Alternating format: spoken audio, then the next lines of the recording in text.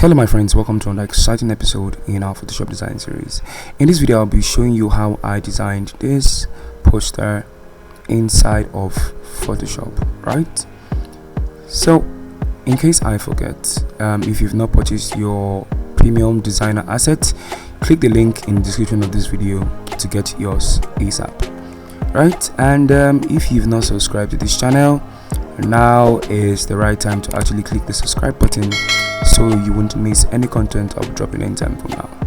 Without having to wait much time, let's get started.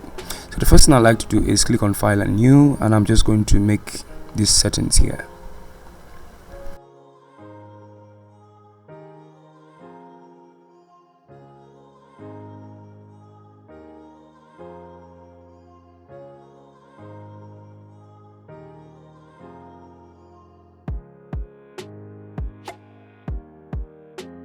So when you're done and copy my settings like this, all of this stays the same, inches please 4x5, and click OK.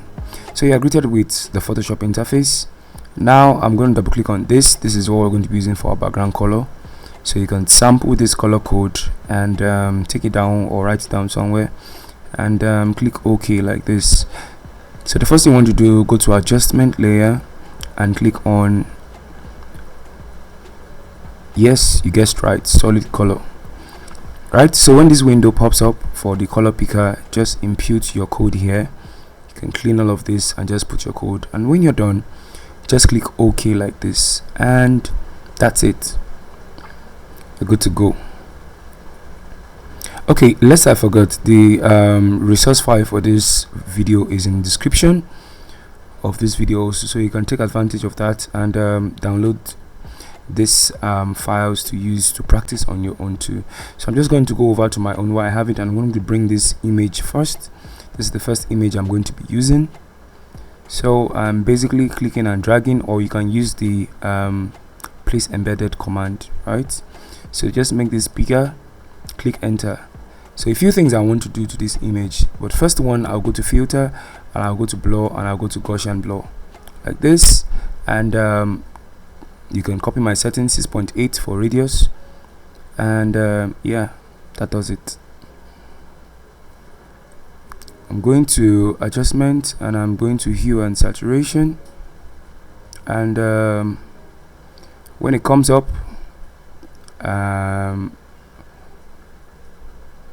okay, so I'm just going to click on colorize here under properties, colorize, and I'm going to bump up the saturation just like this to 100%.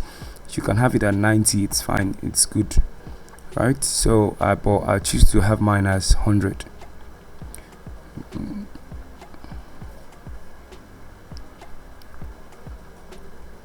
You can play with the blend modes and check which ones you might like, but for the sake of this tutorial I'm going to leave mine at normal. So I'm just going to leave it normal like that. It's nice that way. Okay, so I'll just reduce this a little bit, the image, and reduce the opacity like this, so it's not too much. Go over to where I have my image, and I'm just going to bring this nice image of the stadium here and drag and drop. Like I said again, if you have not purchased the Smart Designer Premium asset, the link is in the description of this video to get yours while it lasts. So I'm just going to enlarge this and make it bigger, bring it down first, and from the edge I'm just going to enlarge this. I'm holding down the Alt key to increase on all sides. And when I have the exact place I want it to be, I'm just going to click enter and move it upwards slightly, just like this, not too much. Click on mask, and with my brush selected, you can see my flow is set to 22. You can see it's not set to 100. So I'm just going to clean up the areas I don't want, like on this part also. I'm going to clean up things here, clean up things on the edge, on the both edges like this, and also on this part also. right? Flow is set to 22. Make sure you don't forget that.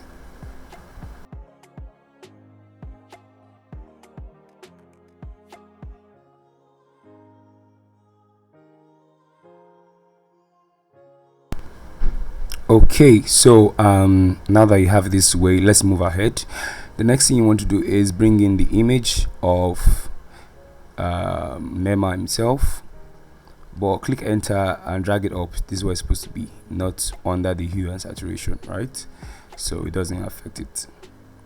So with this done, I'm still going to make this smaller. Ctrl T to activate the transform, and you want to make this slightly smaller, not too small. Somewhere around here is fine and good to go. When you're done, click enter to place it, to position it well. Then you can use your selection tool to move it up like this.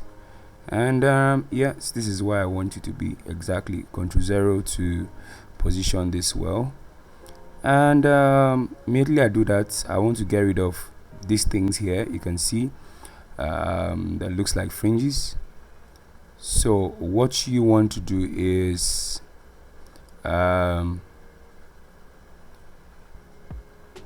hold down Control and click on the thumbnail and mask it up like this. Select the mask and click on filter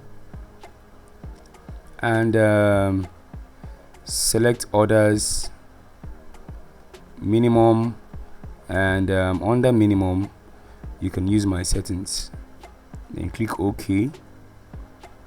So when you zoom close like this, you can see that we no longer have that again. So this is one way you can use to get rid of those rough edges on your images and make it smoother like this. So right click and click on convert to smart object like this. Okay, so click on convert to smart object and it's now a smart object. So go to filter, camera raw, let's make it pop. That's the next step. So while you are in here, please copy my settings.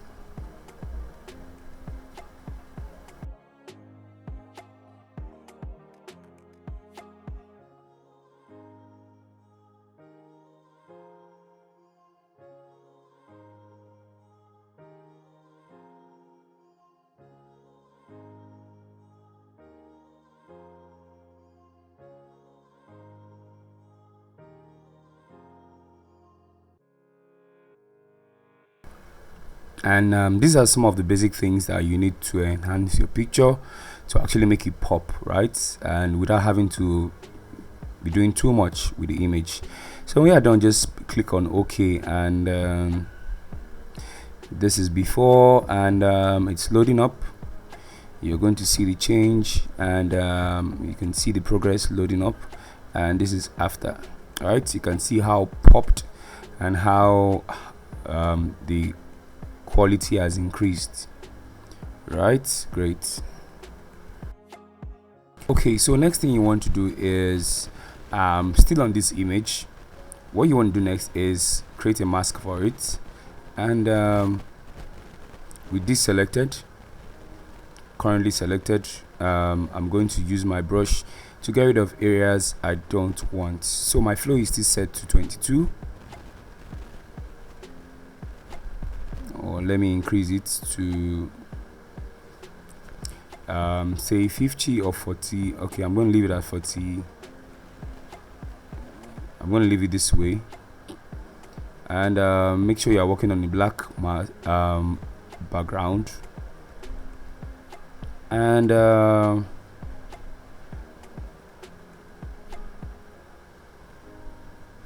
just gently get rid of these areas like this.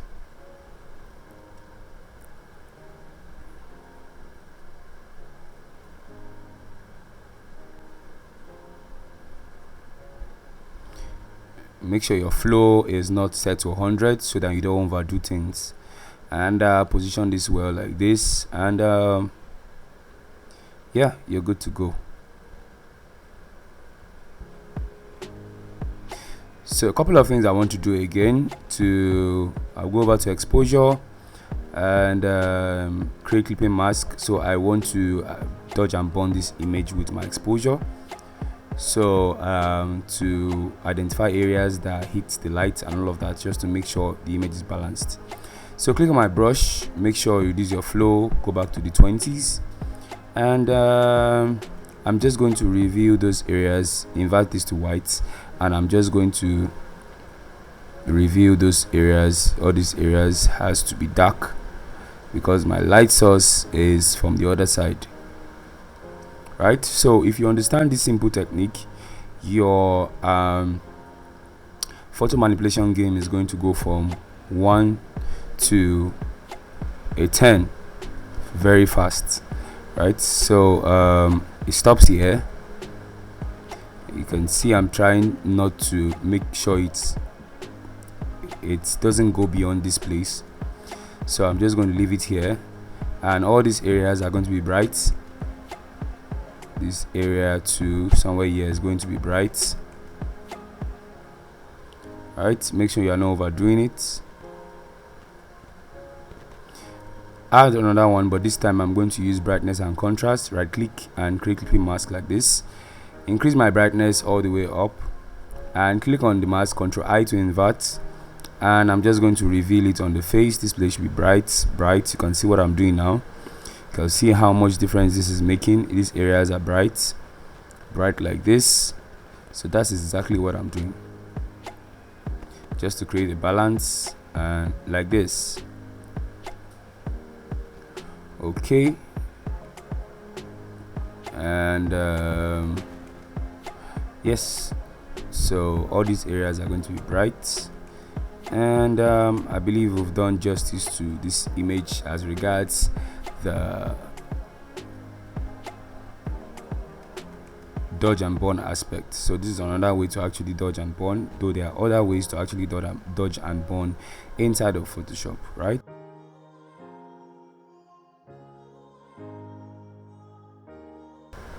Okay, so having done this, select the 3 of them by holding down Shift, and I'm just going to group them, right?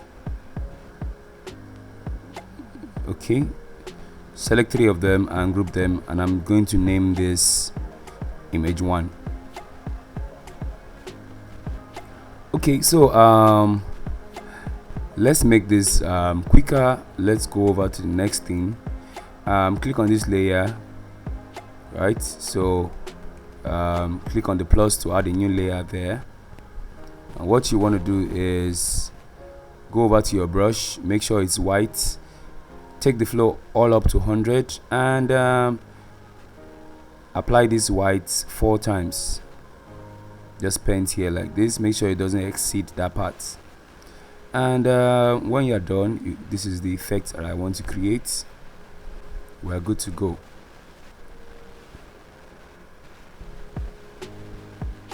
So on that layer, I'm going to stay there and bring in the name. I had taken my time to type and arrange this myself, so I'm just dragging and dropping inside like this, and yep. So when it comes in, you can either make it big or make it small, but I'm going to place mine and click enter to place it like that. So I have the name here. I can take it up a bit, just somewhere here. It's perfect that way. So still on this, I'm going to introduce the next element for this composition like this. Just going to go in to bring in this image, drag and drop like this, and click enter. I'll just drag it all the way to the top. Yes, this is what I want it to be. Ctrl T, and I'm just going to make it smaller, just like this. Make it slightly bigger and position it here. Click enter when you're done. Okay, so for this image, I'm going to do what I did for the image 1, but I'm just going to use one process. Before that, I'm going to go to camera raw filter. I'm going to make it pop so you can copy my settings.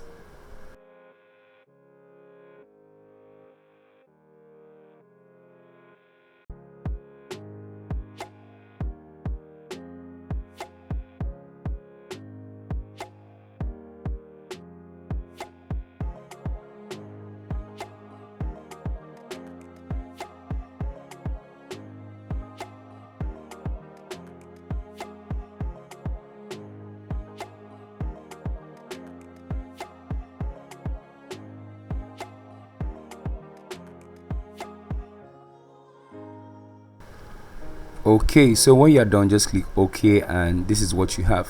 So you can see that our design is beginning to come to life. So let's make adjustments to the image 2, and I'm going to click this create clipping mask, so it's affecting just the image. I'm just going to go all the way up to increase the brightness, yeah, like this.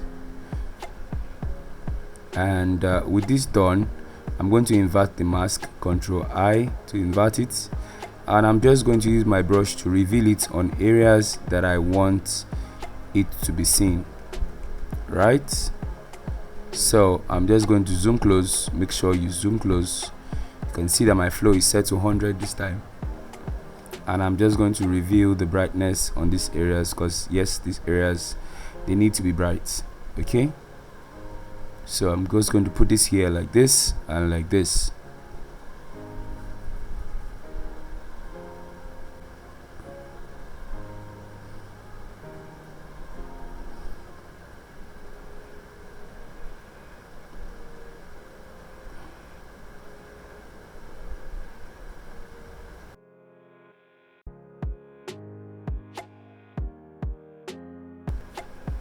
Okay, so now that that's out of the way, what you should do is actually select the two of them, hold down shift, select the two of them, and press Ctrl G to group them. Now you should rename this is image 2, so that we can actually recognize these images, and more so that our layers are kept clean and neat, right? So under image 2, I'm going to create a layer, and I'm just going to double click here, and I'm going to select a black color, click OK, and I'm going to turn my flow to 100, make the brush bigger, click twice like this, Ctrl T to activate the transform, hold down shift and bring it down from the top like this, and put it just underneath his boots like this to create a shadow here like this. And click on the image itself, create a mask. So what I want to do with this mask is actually conceal those sharp edges under the boots, right? So select my brush, make sure reduce the flow also, and make sure you go gradually on these parts here to conceal these areas until you have something like this. Okay, so close this up and reduce the opacity here like this for the shadow. I think I'm okay with what I have here like this. Having done that, I want to increase the name, have it somewhere here. I think I'm beginning to like where this is going to, right? So what you want to do at this point is okay, let's see, what should I add to this again?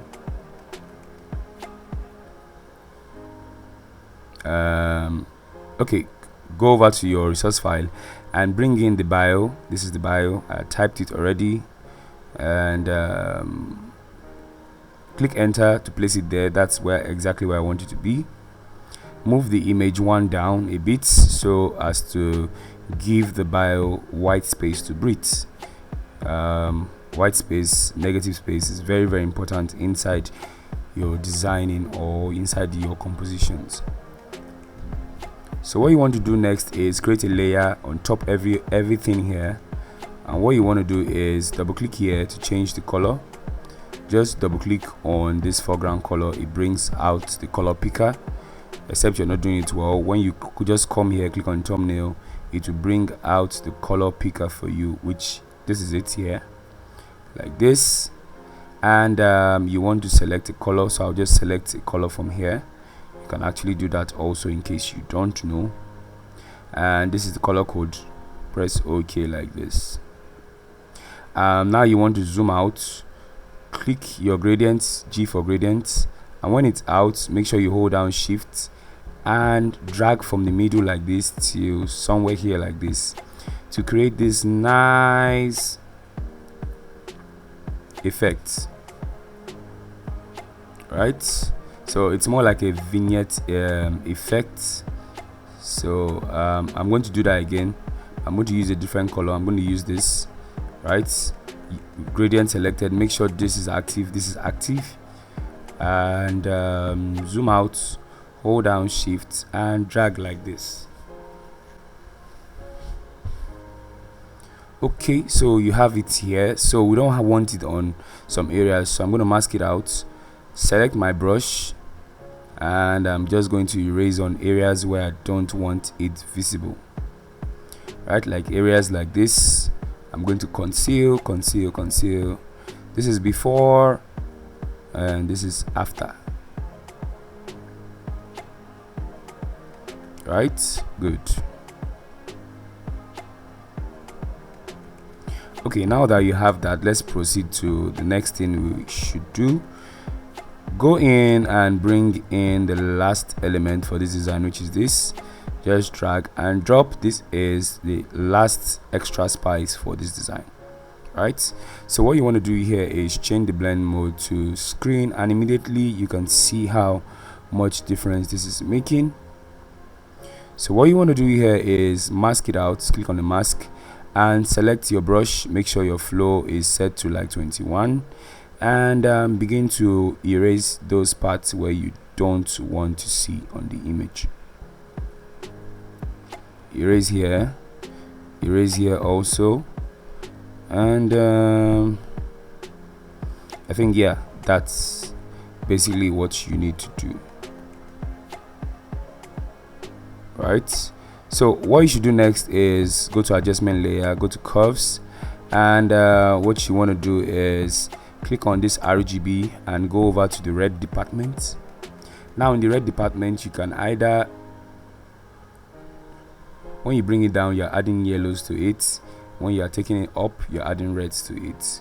But for this design, I'm going to bring it down just a bit, not too much, to add some spicy yellow to it. Click on the red, go back to RGB, and reduce this just a bit to add some contrast to this design that you already have, right? So what you want to do now is, the next thing is, yes, if you guessed color balance right, you guessed right. So what's a composition when you don't color balance it or you don't grade it well? So with this, I'm just going to move this here, and I'm going to add some yellows to it this way. And lastly, I'm going to my highlights, and I think I'm just going to add some reds and some yellows to it. You can use my settings to, so as to not overcomplicate things for yourself. So this is before and after, this is before this and after this. You can see how much difference this makes already, right? Great. Alright guys, that's how I created this poster inside of Photoshop. If you've liked this video and you've learned something from it, do not forget to give it a thumbs up and hit the subscribe button, and of course the post notification so you won't miss any of my videos. I love you guys.